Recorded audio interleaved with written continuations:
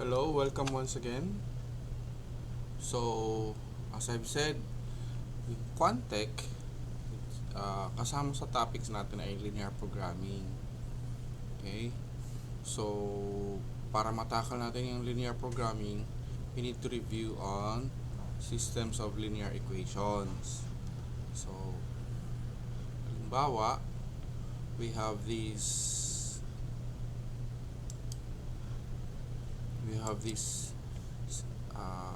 equations. Yeah.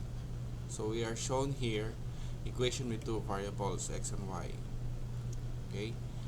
So para maging system of equations siya, two equations with two variables x and y, so we use the brace to indicate na we're dealing with a system of equation.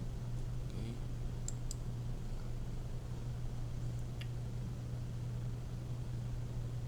So another example of systems of equation, here we have three equations with three variables x, y, and z. So this a system of equation, we need to find a solution.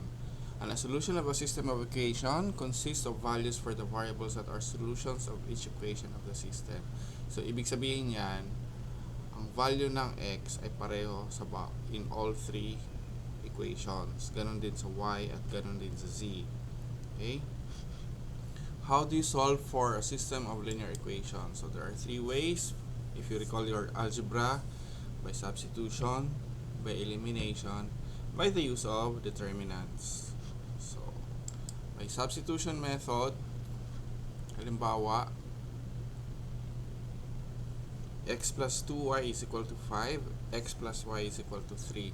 So we label the first equation x plus 2y is equal to 5 as equation 1, or simply 1 in parentheses. Then x plus y is equal to 3, that's our equation 2. From equation 2, we can express y in terms of x. So by the use of algebra properties of real numbers, we have y is equal to 3 minus x. Okay? Then we substitute this expression of y in terms of x to 1. So x plus 2 times y now is equal to 3 minus x. So equals to 5.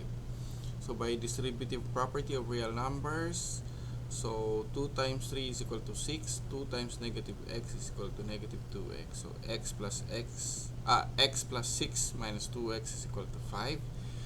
We combine like terms, and by applying additive inverse property, so x minus 2x plus 6, additive inverse property, so the inverse of positive 6 is negative 6.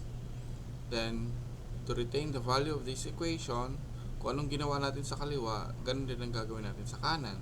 So since we added negative 6, we also add negative 6 on the right side of the equation.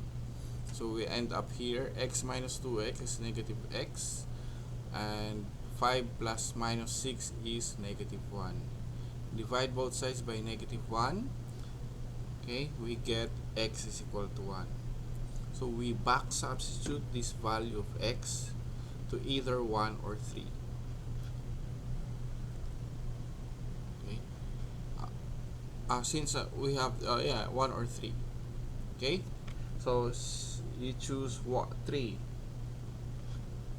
You substitute the value of x to equation 3, which is essentially a rewritten form of equation 2. Okay. So y is equal to 3 minus x, y is equal to 3 minus 1, and therefore y is equal to 2. Okay? So that's by substitution method. Next is by elimination method.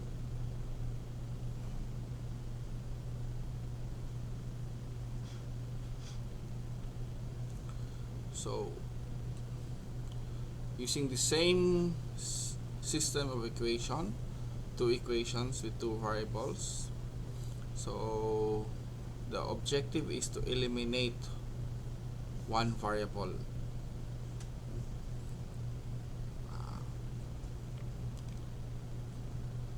So we multiply each side of equation 2 by negative 1 so that the coefficients of x in the two equations are negatives of one another. So let's do that. So x plus y is equal to 3. Multiply that by negative 1. So negative 1 times x plus y, negative 1 times the quantity x plus y is equal to negative 1 times positive 3. So by distributive property, negative 1 times x is negative x. Negative 1 times positive y is negative y. So is equal to negative 1 times positive 3 is equal to negative 3. So we now have a new form, bagong mukha ng x plus y is equal to 3. Okay? So x plus 2y is equal to 5, negative x minus y is equal to negative 3. So we can now add the two equations, and as we can see, the coefficients of x are negative of one of each other. Okay? So x minus x will cancel out, plus 2y minus y is equal to y. 5 plus negative 3 or 5 minus 3 is equal to 2. Okay?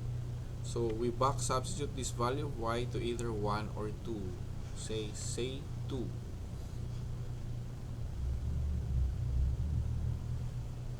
So x plus y is equal to 3.